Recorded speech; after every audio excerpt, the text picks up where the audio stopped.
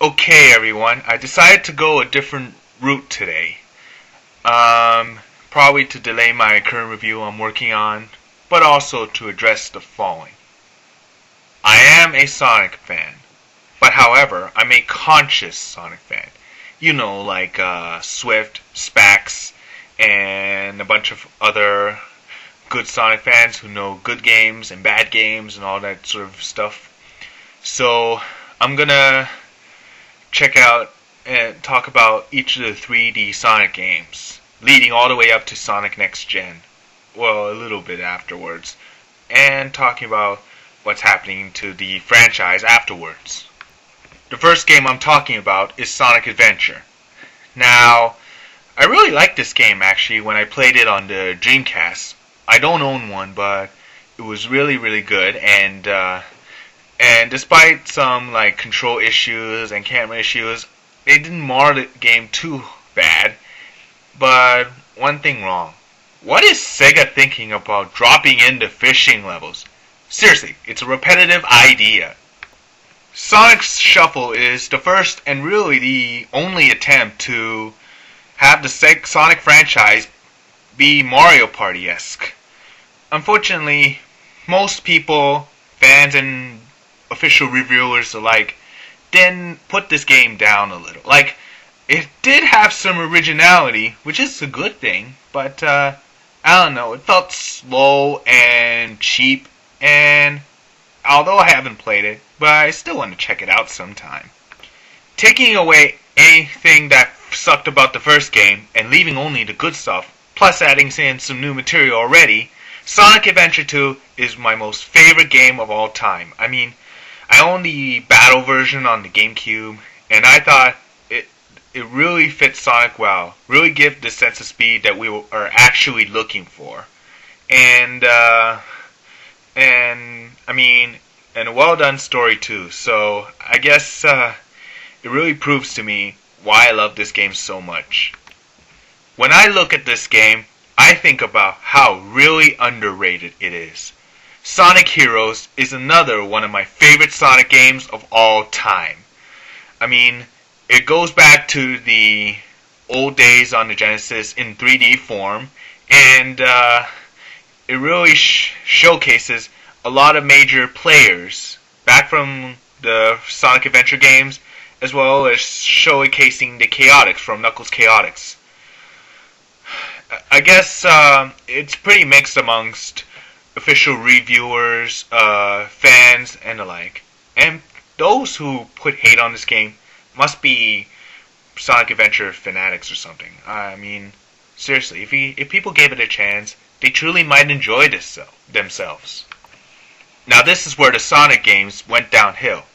But from what I heard, it's not actually a bad game at all. I mean, sure, there are funky control and camera issues, but it really picks up where Adventure 2 and Heroes left off. And, you know, it really does give a sense of speed, as many Sonic games should have. But the one thing wrong with Shadow is that he has guns to fight and vehicles to move around him. Like, sure, he may look badass, but to be fairly honest, it just doesn't suit him. And Shadow was the first game that Sega decided to use the 4Kids actors, replacing everyone who voiced the characters in Sonic Heroes or before, and replace them with the 4Kids actors. And I seriously don't like Jason Griffith voicing Sonic at all. Honestly, he should be replaced at all costs. Man, I don't care if it's Ryan Drummond or David Humphrey would come back as Sonic and Shadow respectively, just as long as it's someone who ain't Griffith! Oh god, not Riders. But when I heard about this game, I thought it'd be really fantastic. But looking at it now, I mean, sure it is a nice multiplayer racing game, but as a Sonic game, I can't even call it a Sonic game. And the idea is to go fast on the board, but if your board runs out of air, you run slow! I can't even go any more in depth about this game. That pretty much sums it up right there. Oh man, Sega really dropped the ball on this one. They said it was going to revive the entire series forever. Unfortunately, what liars they were. This game, although I find the music pretty memorable and the graphics very lush and detailed, it had very bad controls, very bad cameras, and loads of technical problems, including load screens that show up every 5 seconds. And you haven't even played 30 seconds worth of gameplay alone. I mean,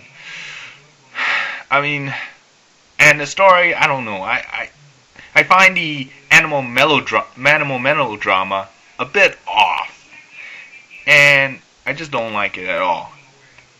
I mean, I wanted to play it when I get a 360 or a PS3, but after hearing about it, I'm not so sure anymore. I mean, I want to try it out just to see why people call this game a really bad game, but I really don't know anymore. I don't even know if I want to get a chance to try it out. Again, this is really bad because Sega rushed this game and it brought us to tears. Seriously, it really brought us to tears. Every Sonic game in 2006 brought us shame and dishonor. But thankfully, this game really recaptures the roots of the 2D games and truly brought back the sense of speed that we enjoy and love so much. Sonic and the Secret Rings, in my opinion, is worth picking up. I mean, now I got the Wii, now I just find myself breathing a little easier after all that terrible poop that Sega brought out with Sonic. So I guess that now I'll pretty much pick it up, and when I do, I'm probably going to review it. So those are my opinions on the Sonic games.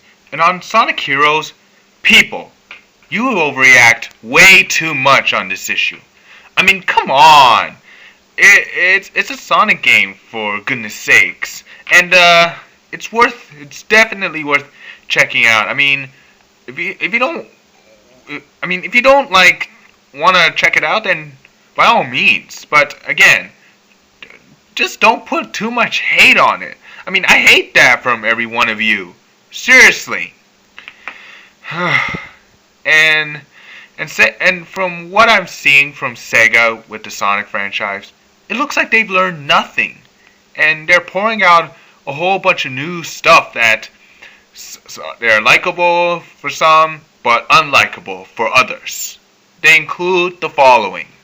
There's Sonic Rush Adventure, which I'll buy, but probably important, because I don't want to have to hear Jason Griffith. Because as I explained before, he sucks so hard. But hey, at least the Sonic Rush series gameplay, including this one, was nice enough. There's the Mario and Sonic at the Olympic Games. With all due respect, I'm in the middle of either renting or buying it. More renting because, with all due respect, the Olympic Games are coming up, and it would be a nice feel for the two mascots to go at it. And lastly, Sonic Riders Zero Gravity, which is a terrible sequel to the first game. I mean, what Spax said, the original was much more better than the sequel. So, it's definitely not worth purchasing at all. And last but certainly not least, there's an RPG on the market. But the sweet thing is, it's made by BioWare, who are known for their super strong RPGs such as Jade Empire, Star Wars, Knights of the Old Republic, and recently acclaimed Mass Effect. So, again, I'm pretty mixed where I'm gonna go with this. So, I'd rather stick to playing with each of my Sonic games. Thank you very much. And I'm gonna smartly pick which ones I find good. And by good, I mean good by any good Sonic fan who thinks each game is great and is not marred by horrid controls, horrid voice acting, and all that stupid bullshit that plagued the series for so damn long. And that's it for my rant. So, sorry if I swore on bits, but I had to get this out. So, thanks for listening, everyone, and remember, life's good.